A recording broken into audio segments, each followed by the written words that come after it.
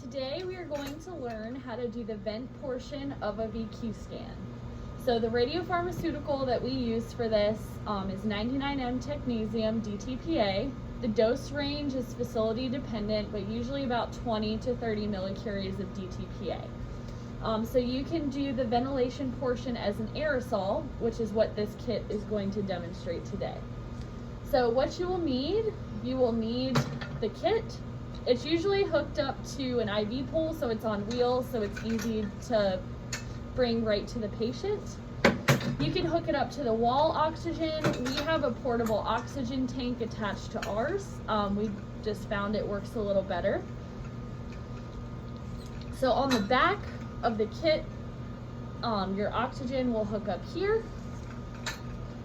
So your kit has a lead shield for it.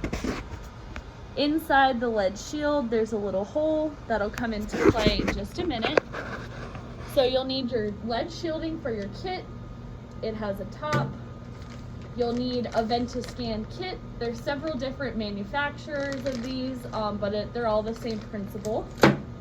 Some gloves, and I'm just going to demonstrate with saline, but you would have your dose of 99M technetium DTPA in a range of about 20 to 30 millicuries.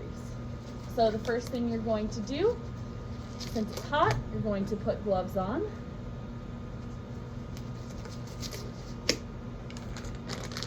You're going to open the packaging. So in the packaging, you will have your nebulizer kit, which is this right here.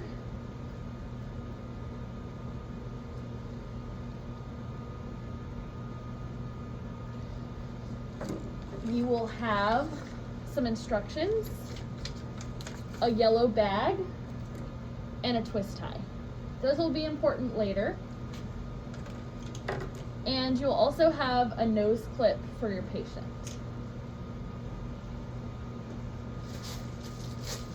It's also helpful to keep these nearby. So this is actually an anesthesia mask and an adapter. I'll show you that in just a minute as well. But I always bring one of those with me just in case. So first thing you're gonna do, as you saw the hole in your lead shielding, you're gonna place your nebulizer kit into the lead housing. I usually push it down a little bit. You sometimes will hear a little click. I usually like to set this up before I go get the patient, so I cover the end with the plastic and the nose clip until I go get the patient, just so they know it's new and that it's clean. So on the back side of the lead housing,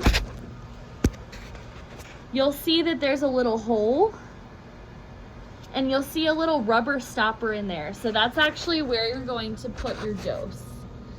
So your dose, that's also facility dependent. Our protocol is 3 milliliters of volume.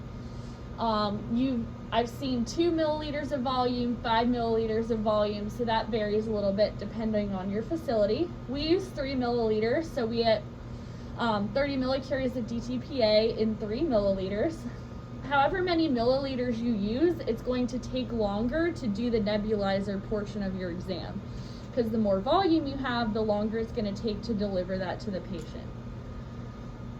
So you inject through the rubber stopper. You'll kind of feel a pop once you're in. So I'll inject my 3 milliliters, and since I'm just using saline, I'm gonna go nice and slow. I'll take it out of the housing for you to show you. So you'll see the liquid is in the housing, and here's that rubber stopper where you inject. This right here is actually a filter for when the patient exhales, so you're not inhaling all of the DTPA. All right. So once you make sure it's clicked in, your dose is in, you're gonna take the cover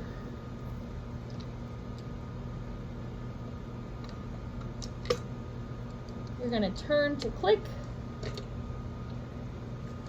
That way it protects you while the patient's doing the ventilation portion of the exam.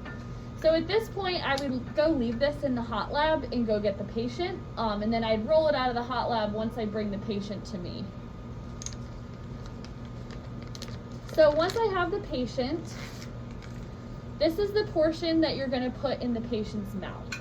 So that this is the part where it's going to require coaching on your part. So you tell the patient to put their mouth around this like a straw and breathe in and out through the tube. You do also put the nose clip on their nose. I just say, I'm going to put this clip on your nose. It just makes sure the picture material gets in your lungs and you're not breathing it all right back out. So make it in an easy to understand way, and I usually give the patient a little motivation by saying, the better you breathe, the faster your pictures will go. So this is where it's important to watch the patient, make sure they're maintaining a good seal around your plastic tube here. Make sure they're keeping the nose clip on. Sometimes some patients require a little more coaching than others. If your patient is, say, short of breath, has a nose ring, has some anatomical changes, it may be necessary to use the mask, or sometimes if they're really short of breath, I'll use it as well. So this, carefully, if you do it too hard, you can crack it. I've done that before. So gently twist this off. Your tubing can hook up to an anesthesia mask with an adapter. That way you can just put this over the patient's nose and mouth and they can breathe in and out through there.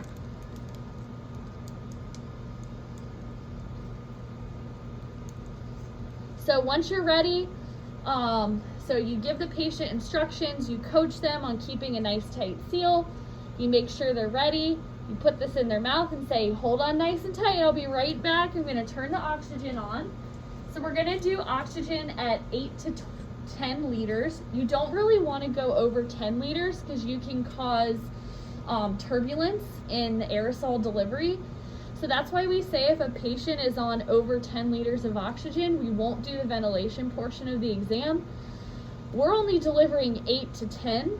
If we go above 10, we're not going to get good vent images, and we run the risk of the patient being short of breath. If they're on 15 liters of oxygen on a BiPAP or a non-rebreather, and we put them down to 8 to 10 while they're laying flat, usually they're going to have difficulty breathing.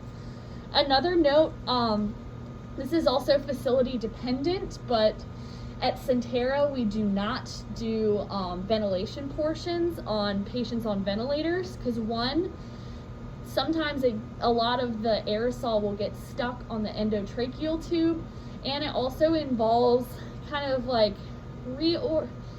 reorganizing some of the tubing to the ventilator, which isn't ideal. So for safety reasons at Sentara we don't do vents on patients that are on a ventilator, but that's also facility dependent. So your patient's ready, this is in their mouth, they're cooperative, good to go. You're going to turn the oxygen on 8 to 10 liters. So you will hear it. I don't know if you can hear it in the video, but you can see that there's an aerosol coming out of the end of this. So I just use saline for an example, but this would be hot. So you want to make sure the patient maintains a nice tight seal. I usually stand a couple feet back, but watching them and coaching them the whole time. So you will do this for about 5 to 7 minutes. You will hear when your kit starts to get low, it'll kind of make a sputtering noise. Once it makes the sputtering noise, I keep going for about 30 seconds to a minute just to make sure I got it all. So 5 to 7 minutes should do your ventilation portion. One important thing I want to note, so when the patient takes this out of their mouth, some of their saliva is going to be radioactive. So before I end, I usually take it out of their mouth for them. I hold on to it very carefully, and I'll use one of the plastic bags around the end until I put it away.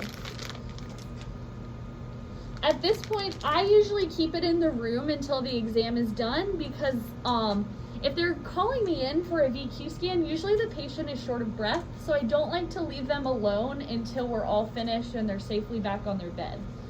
So I usually cover it with the plastic, leave it in the room until we're done, unless I'm working with somebody who can help clean it up for me.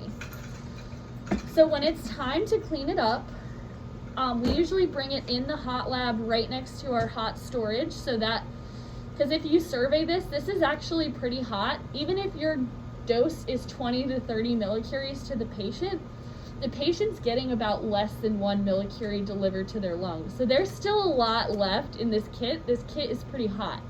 So I don't want to carry it all the way across the department when I'm done to the hot lab, especially if I'm doing multiple of these a day. So when you're ready to clean it up, twist this, take it off, take your yellow bag. I usually put this end in first, take this out, I try to work quickly because it's pretty hot, wrap it up with the twist tie. I usually prepare a sticker in advance where we store this for decay for at least 10 half-lives. Usually around 3 days is safe. So we usually store these for 3 days, survey them, wipe them, and then they can go in the regular trash if they're not hot. So that was the ventilation portion of a VQ scan. So again, 20 to 30 millicuries of 99M technetium DTPA. It's an aerosolizing procedure. And the volume is facility dependent, but 2 mLs, 3 mLs, or 5 mLs. Just follow your facility protocol.